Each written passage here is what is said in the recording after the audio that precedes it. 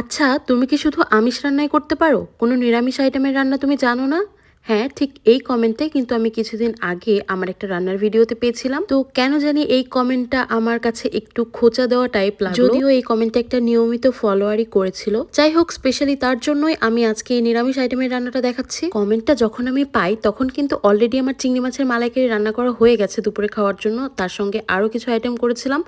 তো কমেন্টটা পাওয়ার সাথে সাথেই ভাবলাম বাসায় কি আছে যেটা দিয়ে আমি একটা নিরামিষ আইটেম বানাতে পারি। ফ্রিজ খুলে দেখলাম এই ছোট ছোট ঢেঁড়সগুলো আছে, সেগুলোকে বের করে পরিষ্কার করে ধুয়ে নিলাম। তারপরে গোড়াটা আর মাথাটা একটু কেটে নিলাম, আর এর মধ্যে লবণ আর হলুদ দিয়ে খুব ভালো করে মাখিয়ে নিলাম। তারপর কিন্তু এটা ভেজেও নিয়েছিলাম, কিন্তু সেই ভিডিওটা আমার ভুলবশত রেকর্ড হয়নি। তো যাই হোক, কথা না বাড়িয়ে চটপট রান্নায় চলে আসি। তো চুলায় রান্নার কড়াইটা বসিয়ে একটু গরম করে তারপর দিয়ে দিচ্ছি 2 টেবিল চামচ তেল। তেলটা গরম হলে এর মধ্যে ফোড়ন দেবো কালো জিরা, শুকনা লঙ্কা আর একটা তেজপাতা। আমি আগে ফোড়নের গুরুত্বটা বুঝতাম না, কিন্তু এই কালো জিরা আর শুকনা লঙ্কার ফোড়নের স্মেলটা এত ভালো হয় নিরামিষ রান্নায়, কিন্তু এটা আরো বেশি ভালো লাগে। তো তারপরে এর মধ্যে আমি একটা পেস্ট দিয়ে দিলাম। এই পেস্টের মধ্যে ছিল পাকা টমেটো, বেশ কিছু কাঁচা লঙ্কা আর তার সাথে একটু আদা দিয়ে আমি ব্লেন্ড করে নিয়েছিলাম। তারপর একটুখানি রান্না করে নিয়ে এর মধ্যে আমি দিয়ে দিচ্ছি লবণ, হলুদ, দিয়ে দিচ্ছি একটু জিরার গুঁড়া আর লঙ্কার গুঁড়া। আমি একটু ঝাল খেতে ভালোবাসি, এই জন্য ঝালটা একটু বেশি দিচ্ছি। ব্লেন্ড করার সময় কিন্তু আমি বেশ কয়েকটা মরিচ দিয়েছিলাম। নিরামিষ রান্নায় কিন্তু আবার অনেকেই ঝাল অত বেশি পছন্দ করে না, তো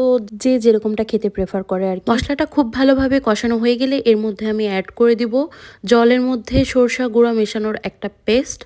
এই সর্ষে গুঁড়োটা আমি ইন্ডিয়ান একটা স্টোর থেকে নিয়েছিলাম, বেশ ভালোই ঝাঁঝ আছে, তাই আমি অত একটা বেশি দিলাম না। এতক্ষণে হয়তো আপনারা বুঝেই গেছেন আমি আজকে রান্না করছি সর্ষে ভেন্ডি। তবে হ্যাঁ, এর মধ্যে সামান্য একটু চেঞ্জেস আমি এনেছি, যেটার আইডিয়া আমি বেসিক্যালি পেয়েছিলাম ঠাকুর বাড়ির একটা রান্না থেকে। তো এই রান্নায় এই মশলা কষানোর পর কিন্তু তেমন কিছু করতে হয় না, জাস্ট গরম জল দিয়ে ঝোলটা দিয়ে দিলেই হয়। তো এখানে আমি জলের বদলে ঝোল দেওয়ার জন্য ইউজ করছি নারকেলের দুধ। এই জিনিসটা কিন্তু এই সাধারণ একটা রান্নাকে একটা রয়্যাল ফিল দিবে। এবার আমি বেশ কিছুক্ষণ এই ঝোলটাকে ফুটিয়ে নেব। আর এই রান্নায় যেহেতু আমি বেশ খানিকটা ঝাল দিয়েছি, আবার টমেটোর একটা টক ভাব আছে, নারকেলের দুধেরও আলাদা একটা টেস্ট আছে, তো অনেকগুলো ফ্লেভার যেহেতু এই রান্নায় অ্যাড হয়েছে, সবগুলো ফ্লেভারকে এক জায়গায় করার জন্য বা ব্যালেন্স করার জন্য আমি এখন এর মধ্যে দিয়ে দেবো সামান্য একটু চিনি। এছাড়াও নিরামিষ রান্নায় কিন্তু অনেকেই চিনি দিতে বেশ পছন্দ করে, কারণ নিরামিষ রান্নাগুলো একটু মিষ্টি মিষ্টি হয়। যাই হোক, এটা ব্যালেন্স করার জন্য দেওয়া, কাউকে না বলে দিলে কেউ বুঝতেও পারবে না যে এই রান্নায় কিছুটা চিনি দেওয়া হয়েছে।